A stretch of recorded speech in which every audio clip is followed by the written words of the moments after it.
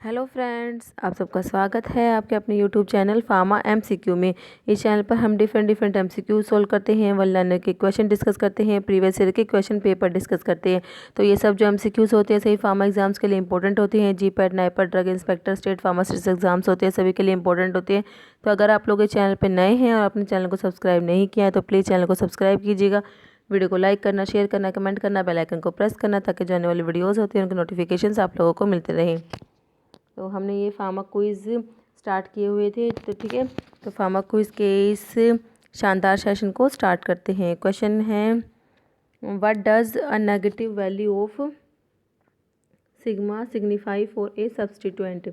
Options हैं, it is hydrophobic, it is neutral, it is electron donating, it is electron withdrawing.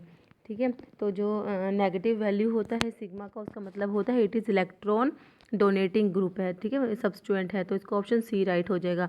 ठीक है, negative value का मतलब होता है इलेक्ट्रॉन डोनेटिंग ग्रुप है, और अगर पॉजिटिव वैल्यू होता है उसका मतलब होता है इलेक्ट्रॉन विड्रॉइंग ग्रुप होता है।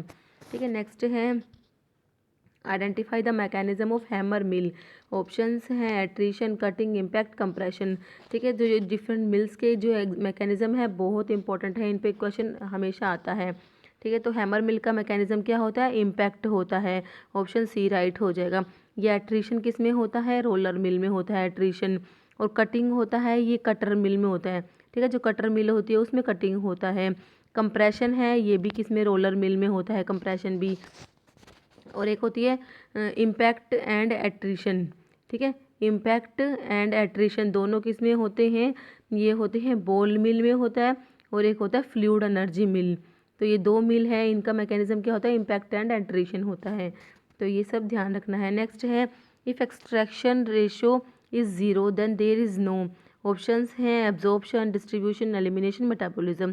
तो if extraction ratio is zero then there is no elimination. Option C right हो जाएगा। नेक्स्ट है, insulin is composed of total. तो कितने अमीनो एसिड्स होते हैं इंसुलिन में, 30 अमीनो एसिड, 51, 21, 81।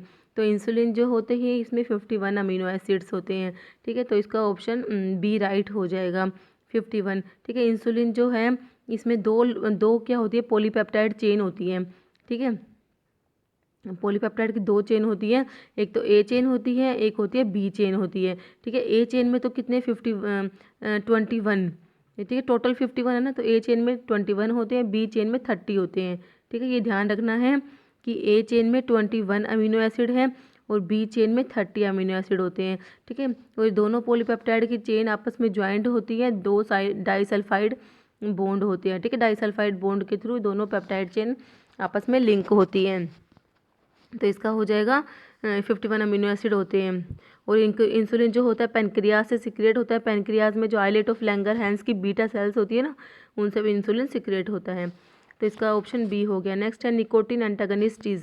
ऑप्शंस हैं हायोसिन, सक्सामिथोनियम, एट्रोपिन, डेकामिथोनियम। तो निकोटिनिक एंटागनिस्ट क्या हो जाएगा, सक्सामिथोनियम हो जाएगा। ऑप्शन बी राइट हो जाएगा। नेक्स्ट है, which of the following lymphocyte produce antibodies. Option है B cells, T cells, macrophage, helper T sales.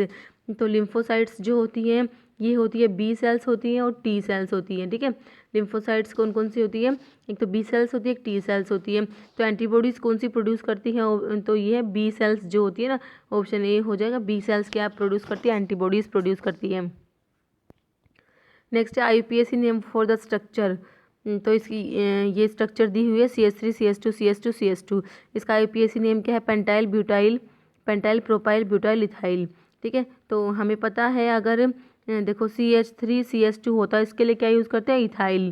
ठीक है, 2 कार्बन के लिए इथ वर्ड यूज़ होता है ना, तो ये साइड चेन है, तो इसके लिए अगर ये CH3 CH3 ऐसे होता तो इथेन बोल देते, लेकिन इसमें ये ऐसे है कि ये साइड चेन है CH3 CH2 की। देखो इसमें CH2 है ना, अगर CH3 होता तो इसका नाम होता, जैसे अभी 4 कार्बन के लिए होता है ब्यूट वर्ड यूज़ होता है, तो ब्यूटेन होता। बट यहाँ पर एक कार्बन मिसिंग है, ये है ब्यूटाइल। ठीक है, तो देखो अगर ये इथाइल होता, इथाइल के लिए क्या होगा, CH3 CH2 2 कार्बन। ठीक है, ब्यूटाइल के लिए ये है ही 4 कार्बन की चेन। प्रोपाइल के लिए क्या होता, 3 कार्बन की चेन, CH3 CH2 CH2। और पेंटाइल के लिए 5 कार्बन की चेन होती, CH3 CH2 CH2 CH2 CH2, ठीक है। 5 कार्बन के लिए ये पेंटाइल चेन होती है। तो हमारा ये 4 कार्बन का चेन है, तो इसके लिए ब्यूटाइल वर्ड हो जाएगा, ऑप्शन सी राइट हो जाएगा। नेक्स्ट है indicate the region of oral mucosa where the blood flow will be high. Options है ventral tongue, frenulum, sublingual, buckle.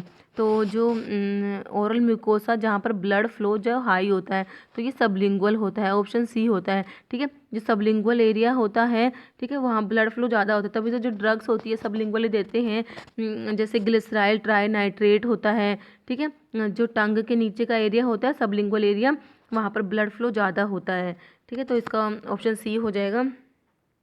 Next है basic for the relationship between the voltage generated by an electrochemical cell and the relevant concentration at each electrode is explained by, ठीक है। Voltage और concentration का relationship किस में होता है, voltage generated by an electrochemical cells and the concentration at each electrode is explained by. तो ये किस में होता है, nitrogen rule, Gibbs equation, Nernst equation, Faraday law. तो किस में होता है, नर्नेस्ट इक्वेशन में होता है, ठीक है। तो ऑप्शन सी हो जाएगा, नर्नेस्ट इक्वेशन। नेक्स्ट है ability of eye lens to adjust its focal length is called magnification, accommodation, modulation, focal length. Ability of eye lens to adjust its focal length is called accommodation, option B right हो जाएगा। Next है flame ionization detector is the most common detector for. तो ये किसके लिए होता है, options हैं gas chromatography, thin layer chromatography, high pressure liquid chromatography या लिक्विड क्रोमेटोग्राफी। तो फ्लेम आयोनाइजेशन डिटेक्टर जो होता है ये किसके लिए होता है, गैस क्रोमेटोग्राफी के लिए होता है, ठीक है। गैस क्रोमेटोग्राफी के लिए और भी डिटेक्टर्स होते हैं, एक तो फ्लेम आयोनाइजेशन डिटेक्टर हो गया, एक होता है थर्मल कंडक्टिविटी डिटेक्टर होता है, इलेक्ट्रॉन कैप्चर डिटेक्टर होता है, ठीक है। थर्मल कंडक्टिविटी डिटेक्टर हो गया, इलेक्ट्रॉन कैप्चर डिटेक्टर होता है, नाइट्रोजन फॉस्फोरस डिटेक्टर होता है, एक फ्लेम फोटोमेट्रिक डिटेक्टर होता है। तो ये सब डिटेक्टर्स होते हैं गैस क्रोमेटोग्राफी के लिए होते हैं, ठीक है। तो मोस्ट कॉमन कौन सा है, फ्लेम आयोनाइजेशन डिटेक्टर होता है। तो इस वीडियो में इतना ही। अगर आपको वीडियो अच्छी लगी हो तो इसे लाइक करना, शेयर करना। Okay, thank you.